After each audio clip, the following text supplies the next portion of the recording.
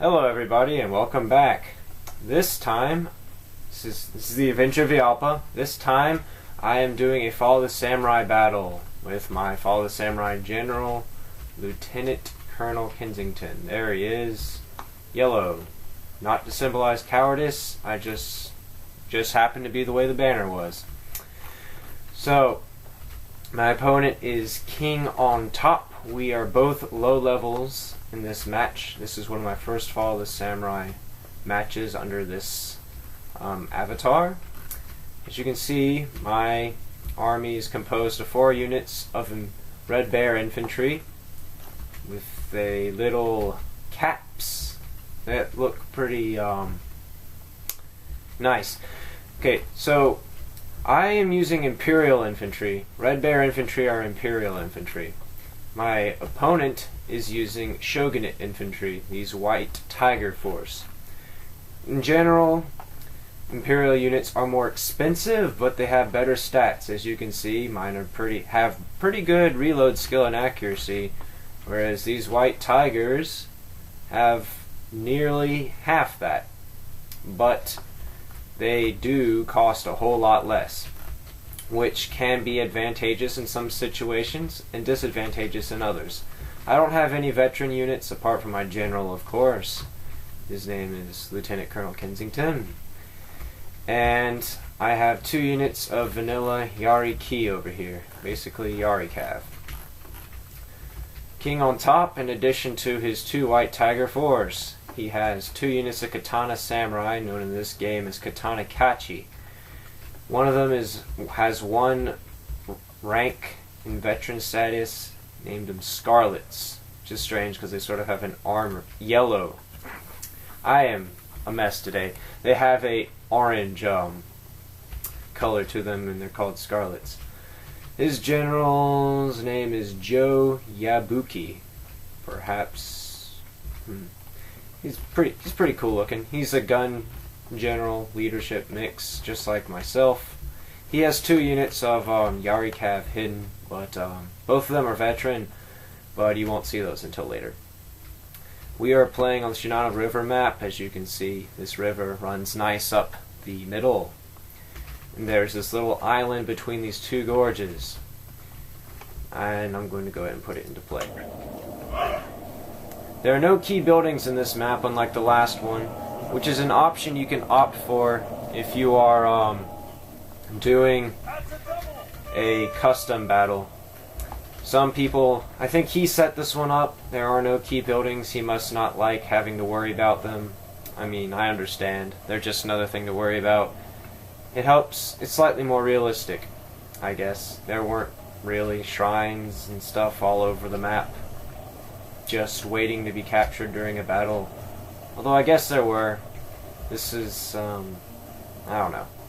So anyway, I move my army up to the river, and he is doing likewise on the opposite side.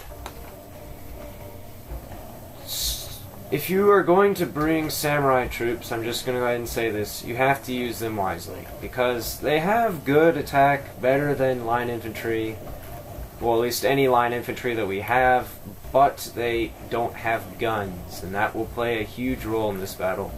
You have to use them correctly, attack your opponent while he's moving, and do never ever charge line infantry from the front with samurai units, unless you're using a meat shield.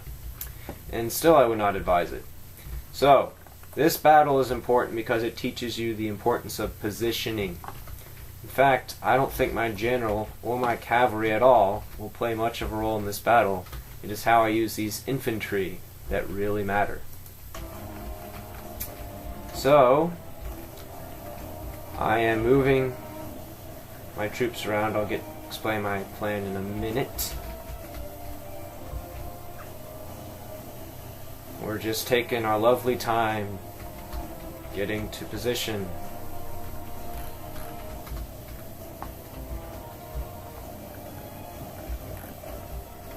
But you look at these Scarlets again, their wonderful orange armor. I don't know why I messed up speaking. I'm new to this commentating thing, but I hope I'll get better with time. So he seems as though he's going to be crossing the river this way, which is a smart idea because if he has samurai and he wants to charge, it probably would be best not to go across the river. So I move my men back for whatever reason, still trying to figure out what I'm going to do to handle this army. Because I'm not used to people bringing samurai, I'm used to line infantry spams. So this is a welcome reprieve, I guess. He's leading his army with his general, which is a bad idea. It's probably just a micro mistake because horses naturally travel faster than guys on foot. But you don't want to leave your general in front and exposed like this. I mean, he's not really that exposed right now, but if he keeps going the way he is, he's going to be wide open for my infantry. So this is when I start moving into position. So I move this unit up on top of this ridge, thinking that I can shoot this entire area with these guys. That's their range. And likewise, because the slope is so steep, he cannot charge them with samurai units. I'm backing them up with another unit of line infantry.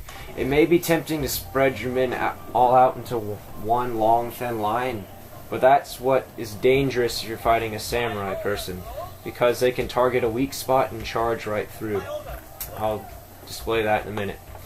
He's still leading with his general, and he's just about to get into my gunman's range. If his general dies, then the battle's going to be over really, really fast. However, fortunately, my men don't quite have line of sight on him, and he manages to pull him back in time. My other two units of Red Bears are covering this portion of the river. I am expecting that his men will get engaged with these guys, and if he tries to charge, he'll have to charge up this way and be under fire the entire time. A unit of cavalry is now exposed. Where are they? Right here, as you can see on the minimap. These guys are known as line breakers. These guys actually look kind of cool.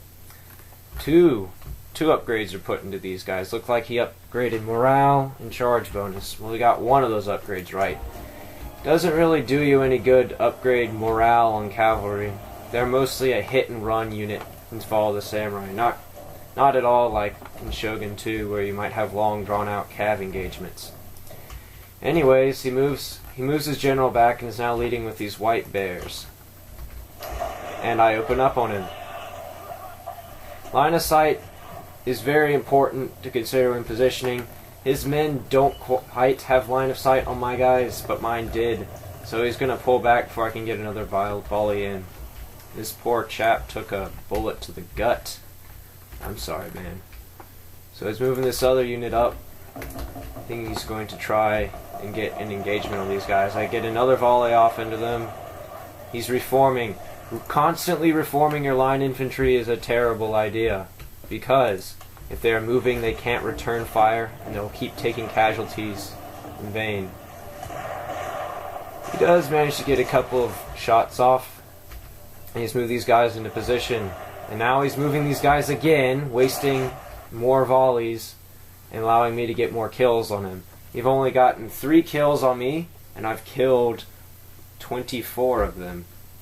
These guys have gotten 3 kills as well. I've killed 10 of them. I'm trying to catch it for a second. So, this is when the difference between Shogun and Imperial units come into play. My men have much faster reload and higher accuracy than these guys. He keeps moving these guys up, and now he's walking with his samurai units. This is really not what he should be doing right now. He's running with these ones, but he's still walking. It's just going to allow me to get lots and lots of shots into them. I'll start targeting them in a minute. So I move my line infantry again. So I have a double line. I'm going to block off this river from him, so he's going to have to charge the river if he wants to get to me. He's still walking with scarlets again. Not a good idea. These guys are about to open up on you. They're running now, and you're about to see exactly why you never do a frontal charge with samurai. And because they're in the water, they'll be even slower.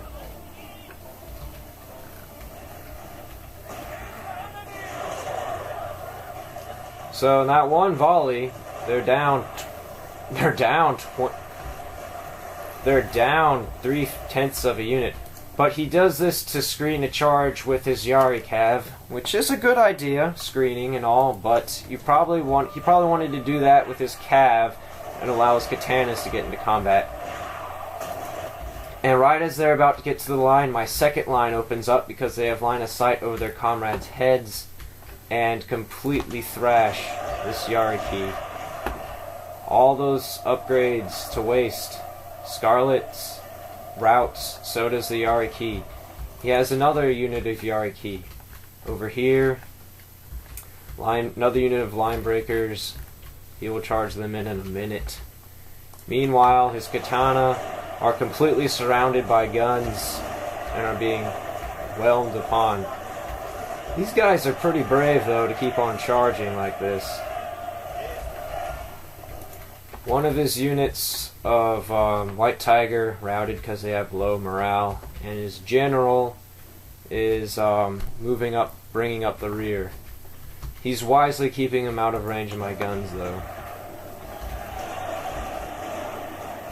He does manage to get into combat with his katana. I do manage to get one half volley off before they do. And these guys honestly aren't going to last very long. While these guys do have high attack, my Red Bear infantry have defense that's high enough to make it so that these guys aren't going to be able to kill my men fast enough before they rout.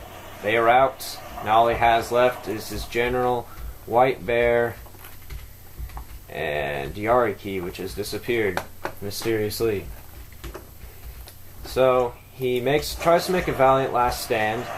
He pops a quick rally to improve the morale of his men, but it's not going to be nearly enough. I begin to open up into his general, who is not routed yet. His general's quite lucky because he might escape this one. He brings out his another Yariki for a last-ditch effort to charge into this depleted unit of Red Bears. But sadly, he's lost too many men. And these guys aren't even going to be able to rout these 40 Red Bears. So that's his army routing. His Yariki break. And that, my friends, is the end of the battle. I will see you at the results screen.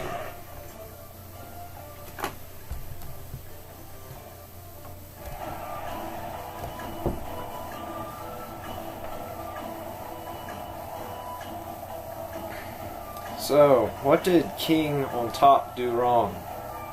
Marching his army through that valley, through the river, was a really bad idea. He allowed my men to get a superior position, and once that happened, there was really no way he could attack that would make it so that he could win. Also, screening with your infantry is not what you want to do. You want to get the cavalry in the charge. That way, they can get to the line faster, start a melee, and give your infantry time to engage. Spear cav in this game is only really best used at engaging enemy cav, gun cav especially, and doing quick blows around the flanks, and perhaps meat shields up the middle, although I would not advise it.